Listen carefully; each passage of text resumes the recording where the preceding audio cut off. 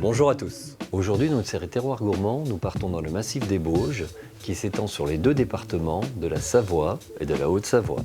Nous irons pêcher sur le lac du Bourget, puis parcourir les vignes qui donnent naissance au vin des Pentes. Nadine et Catherine nous feront également partager toute la tradition fromagère de ce massif culminant à 2200 mètres. Je vous laisse savourer les spécialités de ce terroir exceptionnel et je vous retrouve juste après pour cuisiner une recette de chez moi.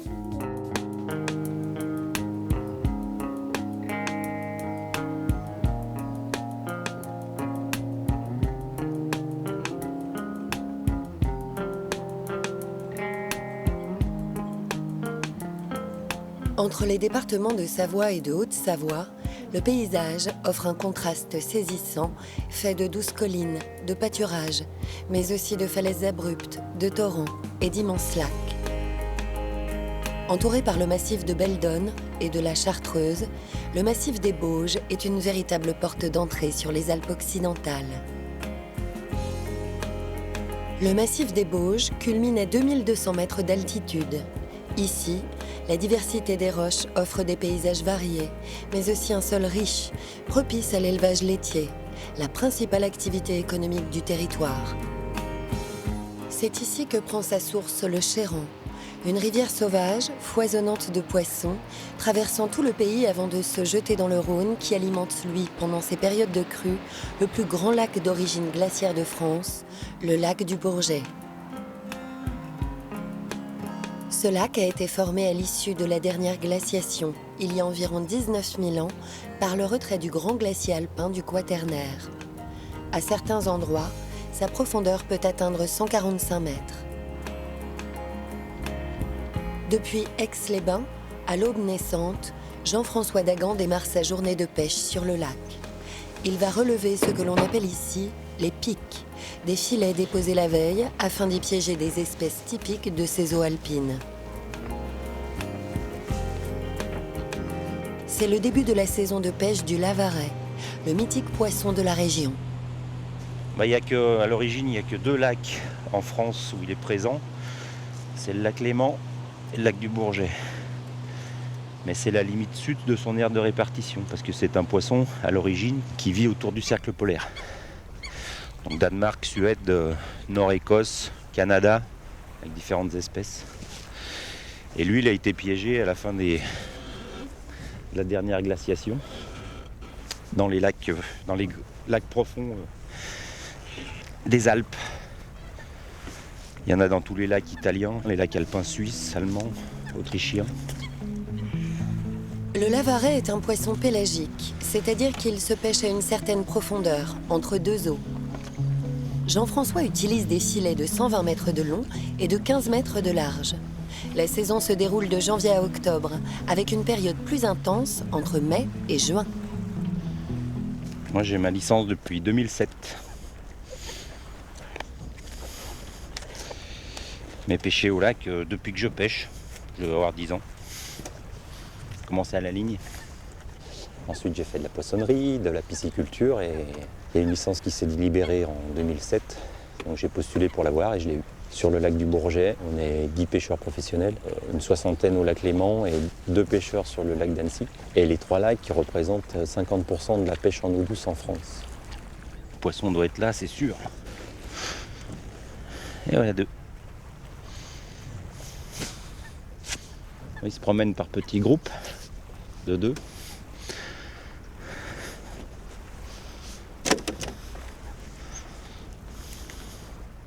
Voilà, peut-être la pêche du jour.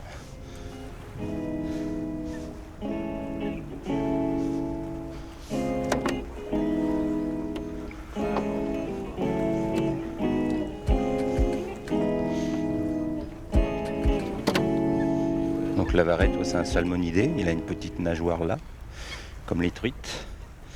La différence, c'est qu'il a une toute petite bouche, parce qu'il est spécialisé dans la récolte du plancton. Il mange que du plancton ou des petites nymphes. Voilà, et des grosses écailles. Tout simplement.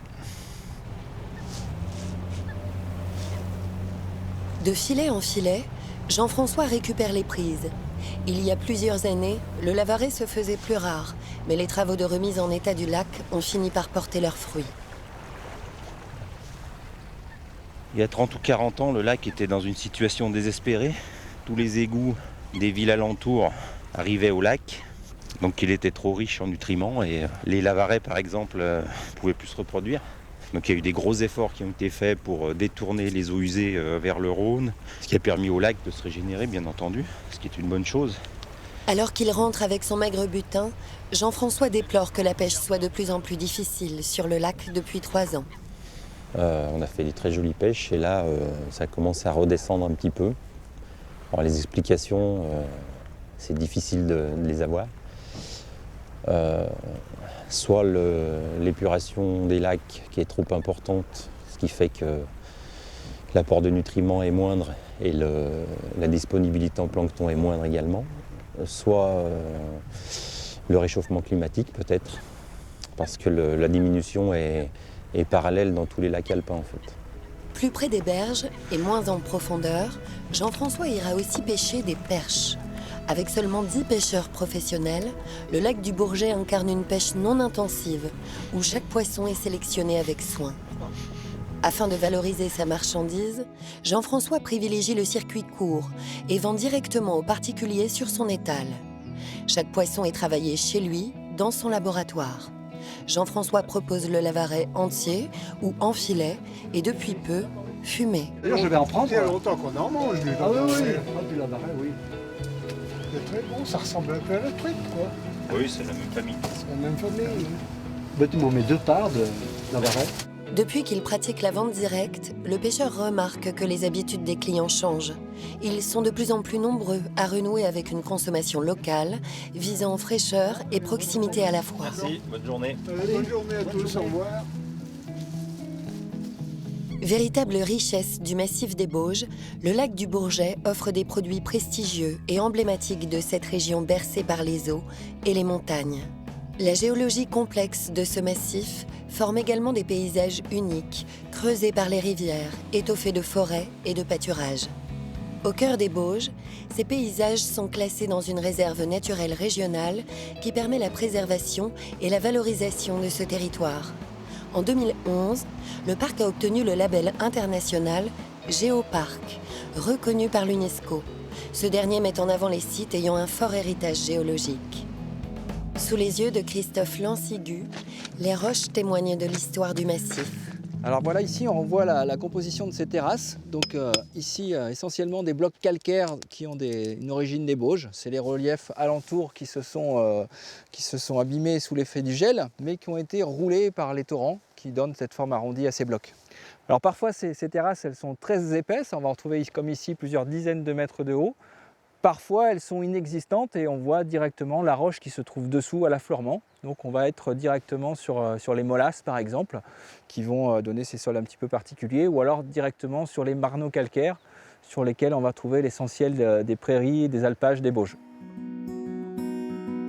L'essentiel des roches qu'on va trouver ici, c'est des roches d'origine marine, qui sont déposées il y a très très longtemps, bien à plat au fond de l'eau. Et puis toutes ces couches sédimentaires ont été plissées, déformées lors de la formation des Alpes, on va dire il y a peut-être 20 millions d'années. La lecture des roches composant les formations en terrasse permet de comprendre les différents types de reliefs et la structure des sols du massif des Bauges. Christophe travaille en étroite relation avec Audrey Stucker, qui est en charge des questions agricoles sur le parc. Car le type de sol a évidemment un impact sur la biodiversité et la richesse de la flore des pâturages. Alors tu vois là Audrey, on retrouve ces terrasses fluvio-glaciaires, alors plus discrètes parce qu'elles sont cachées sous l'herbe. Ouais. Elles sont un petit peu moins hautes, mais c'est tout à fait un paysage naturel. Ces dénivellations, on a des surfaces plates, séparées par des pentes. Donc on a toute une succession qui descendent vers le Chéran. Et des zones qui sont riches en eau puisque ça continue à être alimenté par tout un tas de petits ruisseaux qui descendent des versants et qui vont percoler à l'intérieur de ces terrasses, donc faire que toute l'année on a une certaine richesse en eau qui va alimenter cette production en herbe. Alors c'est vrai qu'on est sur, Christophe nous l'a dit, sur des sols typiques de ces massifs préalpins et forcément la végétation qui en découle, elle est particulière, elle est endémique à ce type de sol, de géologie et c'est tout ça qui fait la richesse et la diversité de nos prairies, toutes des prairies naturelles et qui sont le socle de l'alimentation des troupeaux qui produisent entre autres la fameuse tome des Bauges où on va retrouver aussi cette diversité dans le goût du fromage. C'est grâce à la particularité de ce sol que la tome des Bauges, fromage star du massif, fait l'objet d'une appellation d'origine contrôlée. À la fromagerie de l'Échérenne, Nadine Lombard a laissé maturer le lait une nuit entière pour permettre aux bactéries lactiques de se développer. Elle y a ajouté la présure, un coagulant naturel afin de le faire durcir. Il est ensuite moulé à chaud dans le petit lait, aussi appelé sérum. Donc ici, le moulage se fait par gravité. C'est pour ça qu'on a nos cuves donc en hauteur, ce qui permet un moulage en fait assez doux. Le grain de caillé n'est pas matraqué par une pompe ou autre chose. L'étape de moulage là, ici, est bien. On a réparti le caillé. Du coup, j'enlève les rehausses.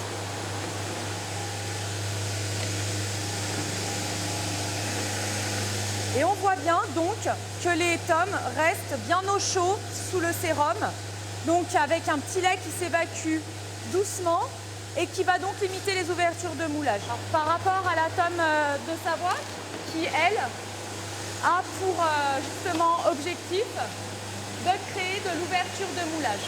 Et ce n'est pas du tout le cas dans Tome des Bauges. La fromagerie de l'Échérenne travaille en coopérative avec une quinzaine de producteurs de lait. Ici, tout est réalisé sur place, de façon très artisanale. La tome des Bauges représente la principale production de la fromagerie. La première cuve est moulée, on les couvre, toujours dans l'objectif de bien les garder au chaud, qu'elles ne refroidissent pas trop rapidement, qu'elles restent encore à une température autour de 32-33 degrés. Et l'objectif est toujours donc d'acidifier la tome, donc de faire travailler les ferments qui ont été ensemencés et les ferments donc qui sont issus du lait cru, quoi. Les étapes de moulage et d'égouttage sont décisives. Les tomes fraîches seront empilées et retournées plusieurs fois afin d'évacuer le sérum et d'obtenir une pâte lisse. Après avoir été plongées dans une saumure, elles gagneront enfin la cave d'affinage pour reposer auprès d'autres fromages, comme le Magéria, qui peut aller jusqu'à 14 mois d'affinage. Au bout de quelques jours, les tomes fraîches se font coloniser par les spores présents dans la cave, le mucor. Tout le travail de l'affineur consiste alors à répartir ce champignon sur les fromages et à les retourner fréquemment. Donc le mucor, c'est une moisissure en fait, qui arrive autour du 4e jour de l'entrée en cave de la tome. Donc on appelle aussi communément du poil de chat. Et donc le mucor, il va donc permettre de créer cette croûte, cette enveloppe de la tome. Et le fait qu'il arrive tôt sur le fromage participe au développement du goût et des arômes de la tome.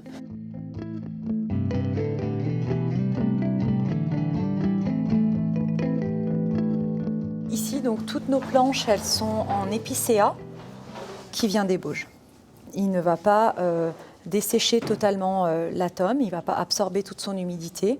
C'est vraiment un matériau qui est très important dans l'affinage des fromages et qui apporte aussi sa part d'arôme, entre guillemets, peut-être sur la tome, quoi. Voilà. Nadine Lombard pratique également la vente directe dans son échoppe. L'occasion pour les gourmands de venir déguster les fromages et d'en savoir un peu plus sur la tome des Bauges. Donc un AOP, c'est d'abord un territoire, donc vous l'avez compris, le cœur du massif, voilà, une zone bien définie, bien délimitée. Ensuite, donc une race de vache, donc abondance, Tarine en majorité et Montbéliarde, et l'alimentation. Et donc nous, on oblige 120 jours de pâture. Donc, en fait, sur le massif, voilà, des vaches. Donc, elles doivent forcément aller à l'herbe, pâturer de l'herbe à l'extérieur. On retrouve ici les autres productions fermières du pays, comme le fameux Magéria, l'autre fromage phare du massif. je vais vous faire goûter le Margeria jeune. Donc celui d'été parce qu'il a la pâte jaune, c'est Voilà. ça. Voilà, d'accord. Il a donc 6 mois. Il est écouté, en fait. Donc c'est un fromage qui sera doux, qui a pour des fromages d'été du coup une texture vraiment très longue en bouche. La tome des Bauges était largement consommée dans les fermes au XVIIe siècle. Au cours du XXe, elle gagne ses lettres de noblesse et rejoint les plus grands noms sur les plateaux de fromage. Produit d'exception, elle se démarque aussi par son orthographe, car contrairement aux autres tomes de Savoie, la tome des Bauges ne contient qu'un seul M.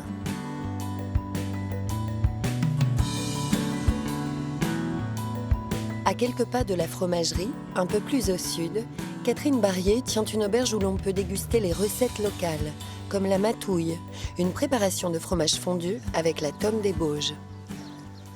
Alors, la matouille. C'est un plat qu'on sert typiquement dans les Bauges. On a des agriculteurs qui sont très très conscients de la qualité de leur sol et qui le travaillent avec beaucoup de respect pour garder toutes les variétés de fleurs. Ce qui permet donc d'avoir un lait beaucoup plus fleuri, fruité. Voilà, il y a beaucoup plus de parfum. Là, pour la matouille, on prend une tome jeune pour qu'elle soit très crémeuse. Après, vous la mangez sur les plateaux, elles sont beaucoup plus affinées. Il faut au minimum 6 semaines. Après avoir ajouté de la muscade, de l'ail et du vin blanc de Savoie au fromage, la matouille est prête à être enfournée. Dans la fondue, vous allez ressentir beaucoup plus le vin blanc, parce qu'il y a quand même beaucoup plus de vin blanc. Là, on en a juste un petit peu pour aider à la fluidité.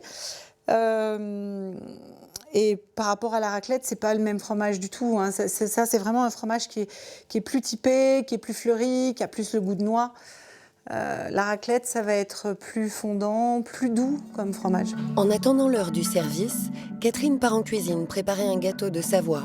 Ce dessert traditionnel aurait été inventé au XIVe siècle pour le comte Amédée VI de Savoie. Catherine a hérité de sa mère le secret de sa recette. Alors moi, j'avais une maman qui le faisait merveilleusement bien. Donc j'ai couru après la perfection de ma petite mère. Et j'ai mis une bonne 30aine d'années avant d'obtenir le mousseux. C'était vraiment le gâteau qu'on faisait le dimanche. Alors, soit c'était le gâteau du dessert avec une salade de fruits, soit c'était le gâteau qu'on sortait au moment du thé quand on avait des visites. Il est extrêmement fin, c'est très délicat comme texture. C'est le goût du zeste et le goût du beurre. Enfin, c'est un gâteau dont on ne se lasse pas. Hein. Vous le voyez comme ça, ça ne vous fait pas trop envie. Vous mettez le nez dedans, vous en mangez la moitié, vous ne vous en rendez même pas compte.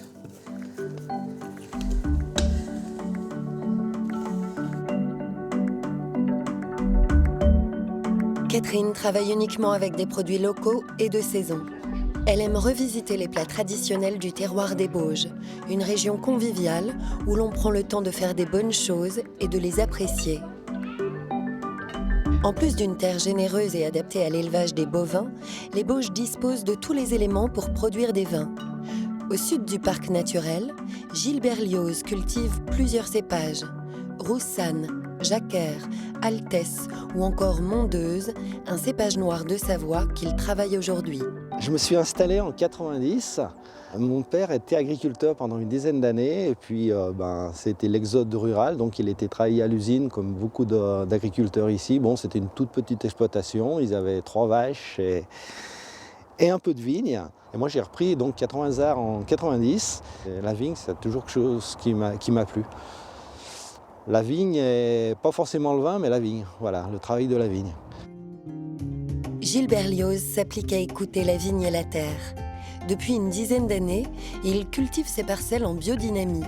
Avec seulement 5 hectares, le vigneron privilégie la qualité et le travail bien fait. Il accomplit tout à la main pour tirer le meilleur parti de chaque pied de vigne.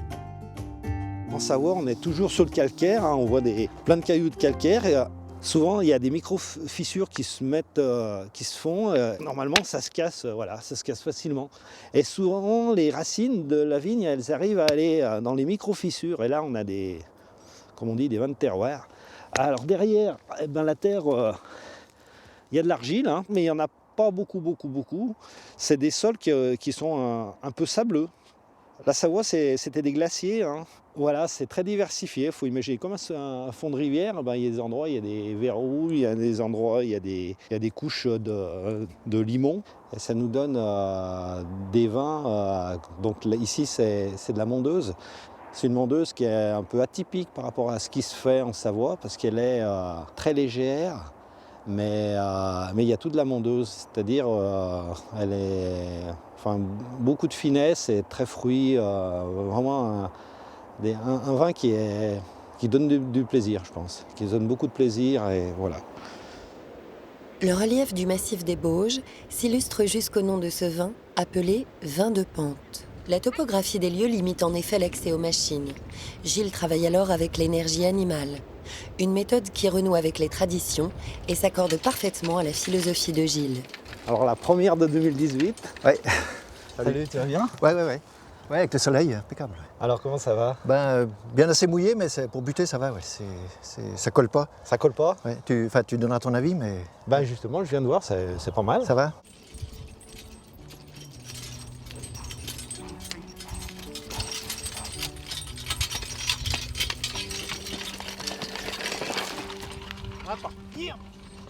On met la terre de chaque côté, hein, sous le rang. Alors ça, c'est aussi de la biodynamie, c'est quand on fait une butte avec une plante, en fait, toute l'énergie, elle va aller sur la plante. Voilà. Quand on regarde bien, si ça avait été un outil, ça aurait tassé, déjà il serait embourbé, il y aurait plein les pneus. Alors que là, on voit les traces du cheval, ça n'a pas abîmé le sol. Et par contre, là, qu'est-ce qu'on voit? On voit vraiment la terre, elle est comme du sable, hein. Elle s'est aérée. Enfin, le vivant, la première chose qu'il veut, c'est de l'air, voilà, de l'oxygène. Et là, ça fait un travail magnifique. On voit quelques lissages, mais alors très très peu, voilà. Ça fait vraiment un super travail. Au cœur de cette région de moyenne montagne, tout le monde semble avoir compris l'importance de rester humble face à la nature, la nécessité de respecter au mieux la terre et les eaux qui façonnent le paysage.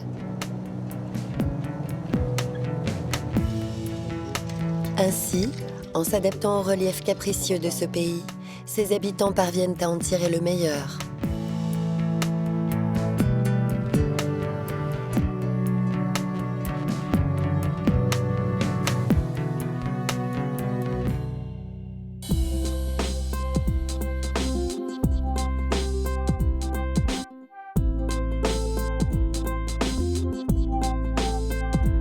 Aujourd'hui, je vais vous proposer quenelle de brochet aux écrevisses et poireaux fondants.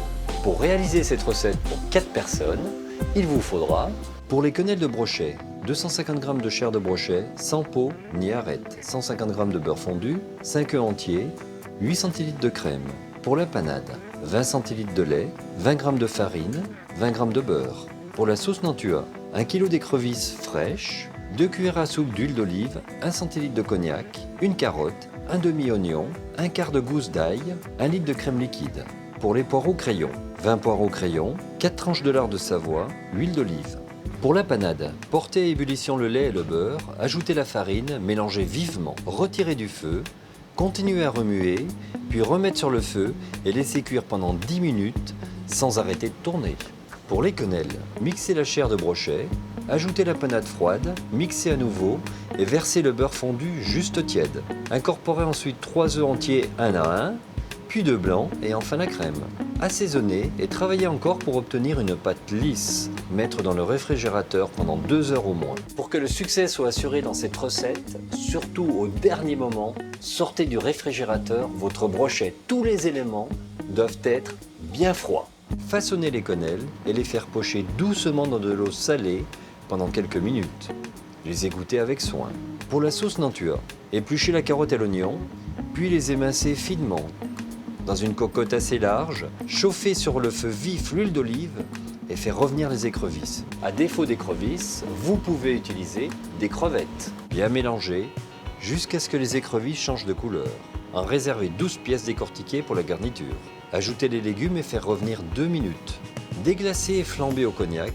À l'aide d'un pilon, broyez les écrevisses le plus finement possible. Versez la crème salée et poivrée. Portez à ébullition et cuire à petit bouillon 20 minutes. Passez au chinois fin en pressant pour extraire le maximum de jus et rectifier l'assaisonnement. Pour les poireaux crayons, dans une eau bouillante salée, cuire les poireaux entiers et les refroidir dans de l'eau glacée. Égoutter, puis les couper en deux dans le sens de la longueur. Disposer les demi-poireaux côte à côte et les détailler à l'aide d'un emporte-pièce de 12 cm de diamètre, réservé à température. Pour le dressage, lustrer les poireaux à l'huile d'olive à l'aide d'un pinceau. Disposer un disque dans une assiette préalablement chauffée au four. Ajouter le lard de Savoie par-dessus. Arranger harmonieusement les quenelles, les écrevisses décortiquées et verser la sauce. Je vous souhaite une excellente dégustation et je vous dis à très vite.